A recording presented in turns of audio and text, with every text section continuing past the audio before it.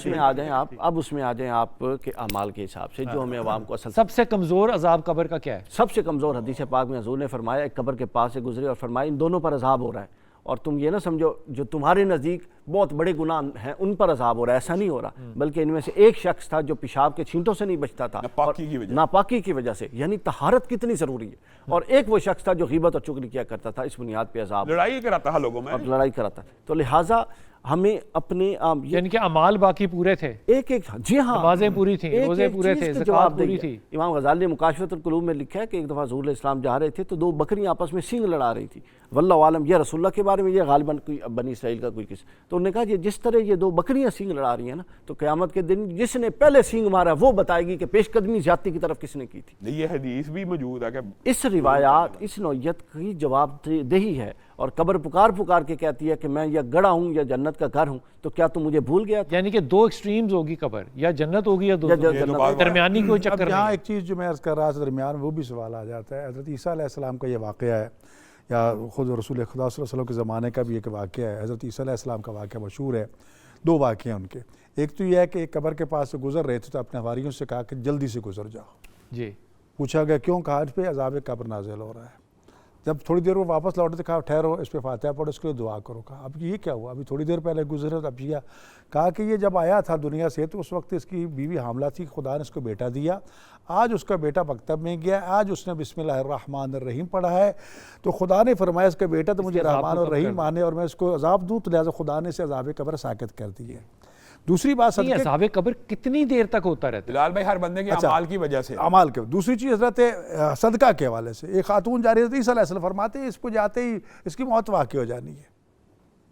रात गुजरी, दिन गुजर गया, सारा कुछ नहीं हुई, नहीं अज़ाब, ये क्या कहा, चलो जाकर पता करते हैं।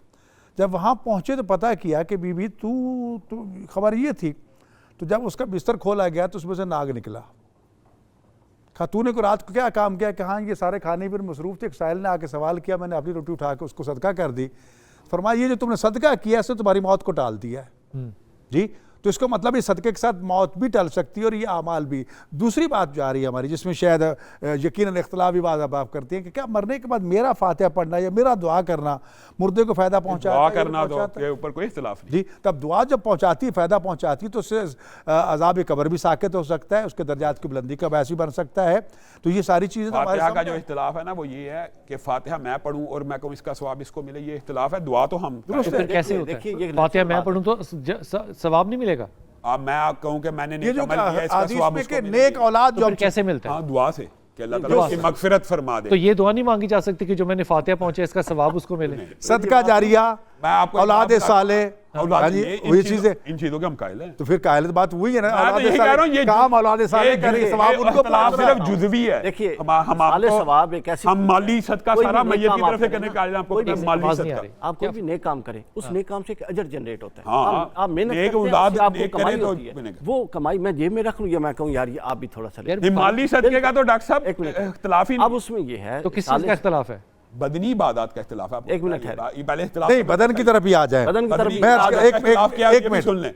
डॉक्टर साहब मैं खोलना चाहिए हमारे माली सदका मैयत की तरफ से, दोस्त की तरफ से, किसी भी मैयत की तरफ से करना जायज है। मेरा सवाल, लेकिन मैं ये कहूं कि मैं कुरान पढ़ रहा हूं और ये कुरान मैं तुझे पहुंचा रहा हूं दोस्त, मैं तुझे बख्श रहा हूं, मुझे सवाल के मुझे नहीं पहुंचता, मैं हज बदल के लिए जाता हूं जी, वो क्या उसमें माली सदका भी शामिल है ना, इसलिए जायज है। वो हदीस से साबित है। कज़ा नमाज़ें मेरे जिम्मे है, बेटे बड़े बेटे कज़ा नमाज़ें नहीं है, ये हमारे ये इख्तिलाफ है ना, इख्तिलाफ समझना चाहिए। तो कज़ा नमाज़ें हैं, उसके जिम्मे खुम्स ज़कात वाजिब अदा नहीं किया। सारे लोग फातिहा पढ़ते हैं, ये कोई नहीं पहुंचती पहुंचती हमारे नजदीक। इन्होंने जो बात की ना, देखें इन्होंने कहा हाजिब का पहुंचता है, इन्होंने कहा या सब काले मौत ये अगर गाली पहुंचती है कि नहीं, फातिहा नहीं पहुंचती। अपने कोई चीज आप कह के मैयत को पहुंच जाए, ये नहीं पहुंचनी। हाँ, जो चीजें कुरान और सुन्नत से साबित है। तो वो अल्लाह के रसूल ने जो कहा था कि तूने जिस तरह उधार देना, अगर तू देता तो वो निकल जाता है, इसलिए तो जो उनके लिए करेगा वो उन तक पहुंचेगा। तो वो क्या था? वो माली सदका की बात, इसके लिए माली सदका, इसके लिए इन्होंने बात की है नमाज के पढ़ने की कोई जरूरत नहीं है।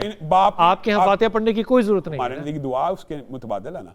हम तो फातिहा पढ़ने की, अच्छा अब इख्तिलाफ सुने, हम तो फातिहा दुआ मानते हैं या नहीं?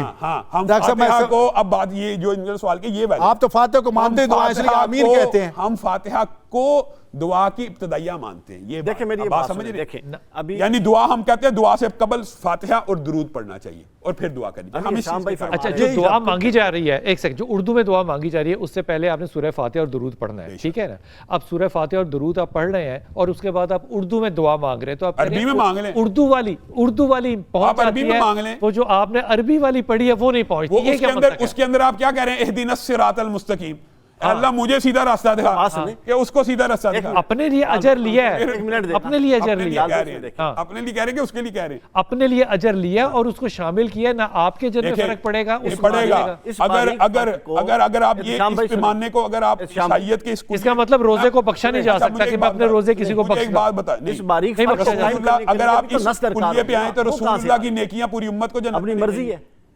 देखिए ये क्या बात इकबाल हुई, भाई, रसूलुल्लाह के मैं अपना अजर पूरी उम्मत में बांटता हूं तो कोई एक बताएं गुनाहगार अल्लाह बाकी ताला के रसूल की रहमत ने तो सारी उम्मत को वाकई बख्शवाना है, इसमें क्या है? हजरत फातिमा और फुप्पो को क्या कहा कि अमल का मैदान गर्म करना, ये ना सब वो इसलिए था कि अमल हाँ, छूट ना इसका- जाए, वो हाँ, अलग अब बात समझिए, ये कुलिया लोगों को कभी नहीं बताना चाहिए कि किसी का है। अमल बताना चाहिए, किसी का अल्लाह के रसूल ने कहा ला इलाहा इल्लल्लाह जिसने पढ़ा वो जन्नत में जाएगा। भाई बताएं, नहीं बताना है। क्यों नहीं बताना? बताना है, मैंने ये नहीं कहा, मैं इस अच्छा, चीज़ बात का तो सुनिए इनकार नहीं है, मैं ये कह रहा हूँ कि आप नेकी का काम करें और आप मिसाल दे रहे हो नमाज नहीं फिर मैं दुआ पढ़ता हूँ कि ऐ अल्लाह ये मैंने नेकी का अमल किया है, मैंने जो इससे अजर हासिल किया है इस अजर में मेरे माँ बाप को भी शामिल कर। माँ बाप तो वैसे ये ही दुआ हो शामिल गई। होते हैं, माँ बाप तो वैसे ही शामिल ये होते दुआ हो गई हैं। ना, दुआ भी करें। तो इसमें औलाद कोई साले फासला को जो क्यों कहा गया कि औलाद साले जो जो मर्जी का करे, है, तो वो सर- किस, मैं तो फर्द, मेरा बाप अलग है, मैं अलग हूं, एक जान है, नहीं अलग है, तो मैं दुआ करूं, नेकी मैं कर रहा हूं, उनका बेटा होके सवाब उनको मिल रहा है, बख्शिश इसलिए उनकी कि जमा उन्होंने हो रही आपकी है। तरबियत की है ना, ठीक- आप दुआ ठीक कर है, रहे हैं, तो ठीक है। बात वही आ गई, यहाँ तो पर फाते नहीं पहुंच रही, आप उस्ताद दुआ पहुंच रही है। हम हजारों औलाद साले तालिब कह दिया। हजारों दुआ तालिबों पहुंच को रही। पढ़ाते हैं, औलाद शागिर्द अगर साले- दुआ औलाद करते तो साले क्या? कह दिया ना, सबका इत्तेफाक। अच्छा, अगर मैं ये औलाद दुआ साले मांगू कि जो अल्लाह काम ताला, करेगी उसका हिस्सा एक सेकंड, अगर मैं ये दुआ मांगू कि अल्लाह ताला जो फातिहा मैंने पढ़ी है,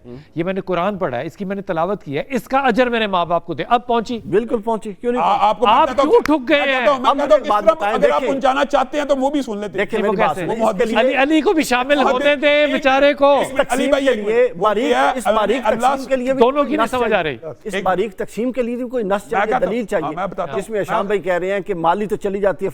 देखिए माली की नस्लें मौजूद हैं। औलाद क्या औलाद हसना नहीं है उसके अंदर? हम नेक औलाद, नस है। भाई ये नेक तो औलाद, नस है। एक मिनट मैं तो नस को तो मानता हूं। मेरी जान अर्थ तो सुन ले, नेक औलाद है। अब आगे यहाँ तखसीस कहाँ पे है कि नेक औलाद ये करेगी तो इसका पहुंचेगा और ये अच्छा, करेगी मैं आपको इस तरह बताता हूँ पहुंचेगा। गार वाला वाक्य आपने जो पहुंचाना चाहते हैं ना, वो भी तीन सुन लें। पत्थरों वाला। 3 पत्थरों वाला गार, वो किस तरह पहुंचनी है? ऐ अल्लाह, अगर मैंने ये सूरत फातिहा आपकी रजा के लिए मैंने पढ़ी है, ऐ अल्लाह अगर आपकी रजा के लिए मैंने पढ़ी है तो मेरे वालिदैन को माफ कर दो। फिर तो ये वो तीन जाहिर है पत्थरों अल्लाह वाली की रजा कैसे के बात लिए हर कर दी? काम तो होता 3 है। पत्थरों में उन्होंने अपनी नेक अमाल का क्या वास्ता दिया? अल्लाह अगर हमने ये नेकी का अमल आपके लिए किया, ये नहीं है लिखा उसमें, यही है हदीस। ना ना ना, अगर ये ना लिखा उसमें हो, है मैं कि जिम्मेदार मैंने हूं। ये इन काम दोनों किया, से पूछ मुझे लें। इसके इवज बख्श दे।